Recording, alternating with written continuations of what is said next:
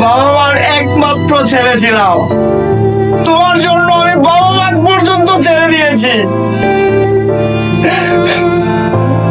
তুমি আমাকে বুঝতে পারলে না, তুমি আমাকে ভালোবাসতে, আমাকে ছাড়ানো তোমার চলবে না।